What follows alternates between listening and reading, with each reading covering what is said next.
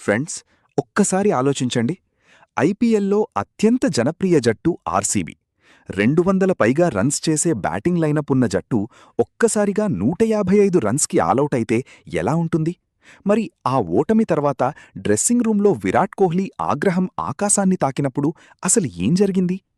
ఈ మ్యాచ్లో RCB 155 రన్స్కి all out కాగా, గుజరాత్ టైటాన్స్ 156 రన్స్ లక్ష్యాన్ని సులభంగా ఛేద్చేసి గెలిచింది.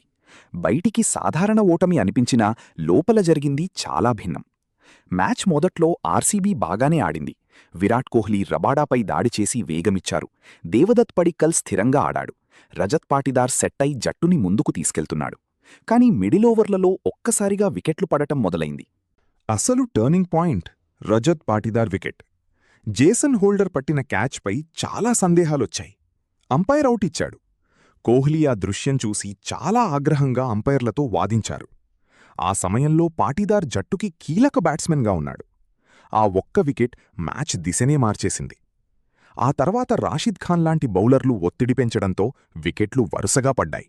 చివరికి 19.2 ఓవర్లలోనే ఆర్సీబీ కుప్పకూలింది. డ్రెస్సింగ్ రూంలో విరాట్ కోహ్లీ చాలా నారాజుగా కనిపించారు.